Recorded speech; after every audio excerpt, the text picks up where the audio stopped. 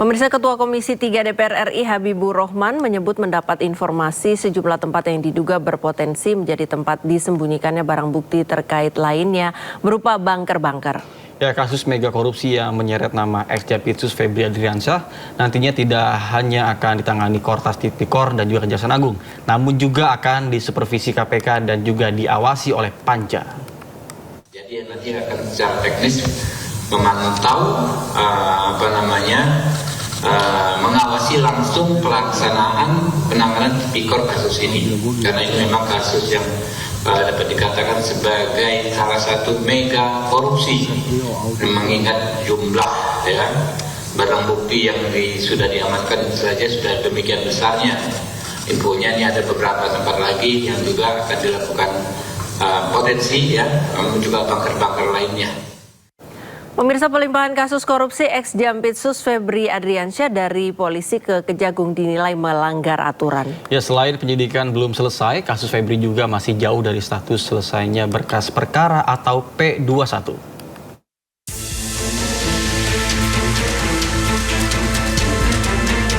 Setelah mengundurkan diri sebagai Jampitsus, polisi langsung menetapkan Febri Adriansyah sebagai tersangka korupsi dan tindak pidana pencucian uang. Polisi pun segera melimpahkan penanganan perkara ke Kejaksaan Agung. Koordinator Masyarakat Anti Korupsi atau Maki Boyamin Saiman menilai pelimpahan perkara Febri ke Kejaksaan Agung melanggar banyak aturan. Pasalnya, pelimpahan perkara kepada Kejaksaan hanya bisa dilakukan saat penyidikan telah selesai dan berkas perkara telah lengkap atau P21.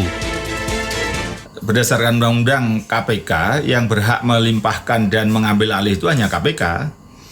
Kalau dari penyidik kepada kejaksaan itu hanya pelimpahan berkas perkara atau penyerahan berkas perkara untuk dinilai lengkap atau masih kurang sehingga diberi petunjuk gitu. Nah, kalau lengkap dinyatakan lengkap maka diserahkan tersangka dan barang buktinya.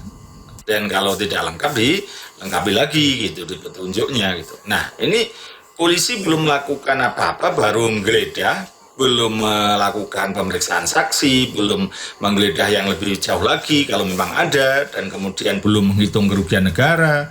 Tiba-tiba disuruh melakukan pelimpahan kepada kejaksaan. Ini betul-betul prematur, ini betul-betul dibunuh sebelum lahir bahkan gitu.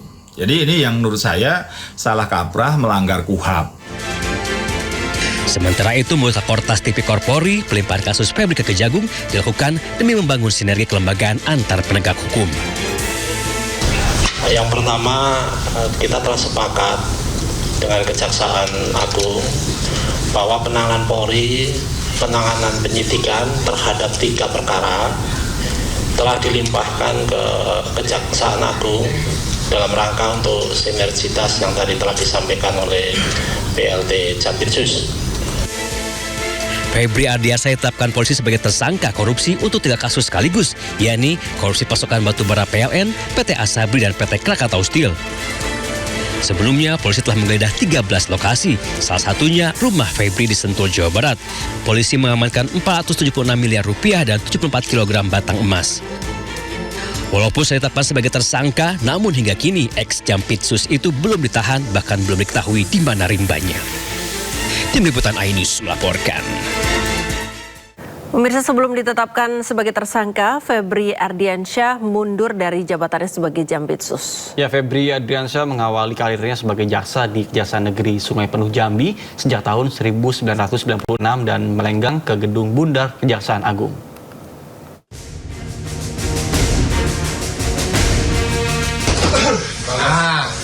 Kami yakin dapat dipertanggungjawabkan. Febri Adriansyah, pria kelahiran Jakarta berusia 58 tahun ini menjabat sebagai Jaksa Agung Muda bidang tindak pidana khusus Kejaksaan Agung Republik Indonesia sejak Januari 2022. Sebelumnya, ia menempuh pendidikan ilmu hukum di Universitas Jambi. Kemudian melanjutkan S2 dan S3 di Universitas Airlangga, Surabaya, Jawa Timur. Febri Adriansyah mengawali karirnya sebagai jaksa di Kejaksaan Negeri Sungai Penuh Jambi. Kemudian ia hijrah ke Bandung dan menjadi Kepala Kejaksaan Negeri Bandung. Setelah itu, Febri menjabat Aspitsus Kejaksaan Tinggi Jawa Timur, Wakil Kepala Kejaksaan Tinggi Yogyakarta, dan Wakil Kepala Kejaksaan Tinggi DKI Jakarta. Karir Febri kemudian kian moncer. Ia didapuk sebagai Kepala Kejaksaan Tinggi Nusa Tenggara Timur, hingga kemudian melenggang ke Gedung Bundar sebagai Direktur Penyidikan Jampitsus Kejaksaan Agung Republik Indonesia, hingga akhirnya menjabat Jaksa Agung Muda Tindak Pidana Khusus. Pada tahun 2022, Febri melaporkan harta kekayaannya ke KPK senilai total 6,36 miliar rupiah. 3 tahun kemudian, harta Febri meroket menjadi 18,26 miliar rupiah. Sepanjang karirnya di Kejaksaan Agung, Febri pernah menangani sejumlah mega korupsi yang menjadi sorotan publik. Di antaranya korupsi tata niaga timah di PT Timah, pengadaan Chromebook Nadiem Makarim, impor gula Tom Lembong, dan pengelolaan keuangan dan dana investasi PT Asabri. Kemudian korupsi dana investasi PT Asuransi Jiwasraya, BTS 4G Kominfo, tata kelola minyak mentah PT Pertamina, tata kelola program makan bergizi gratis, dan lain sebagainya. 11 Juli 2026, Jaksa Agung Sanitiar Burhanuddin disebut menerima surat pengunduran diri Febri Adriansyah dari jabatan Jampitsus Kejagung. Pengunduran diri dilakukan pasca penggeledahan yang dilakukan polisi di sejumlah lokasi, termasuk rumah pribadi Febri terkait dugaan kasus korupsi. Tim Liputan iNews melaporkan. Pemirsa, dalam laporan harta kekayaan penyelenggara negara LHKPN, ex-Jampitsus Febri Adriansyah yang menjadi tersangka dalam kasus korupsi dan TPPU hanya tertera memiliki kekayaan 18,26 miliar rupiah. Ya, sementara jumlah uang tunai yang disita 30 kali lipat dari harta yang dilaporkan.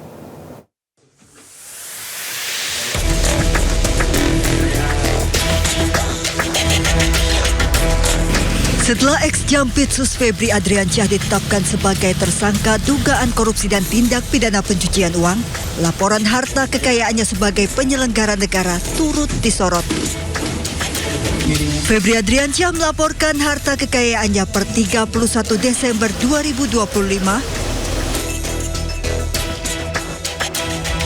terdiri dari tanah dan bangunan merupakan aset yang terbesar. Alat transportasi dan mesin,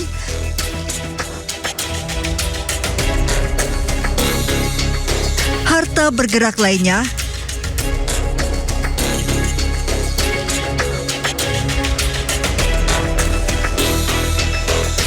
kas dan setara kas serta harta lainnya.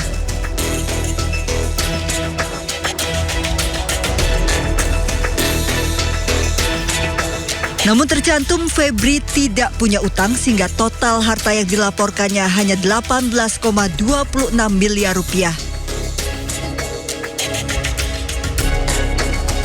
Dari jumlah LHKPN ini terdapat kesenjangan dengan temuan barang bukti fantastis, uang tunai dan emas batangan yang disita Kortas Tipikor Polri sejumlah 543,2 miliar rupiah dan 74 kg emas batangan.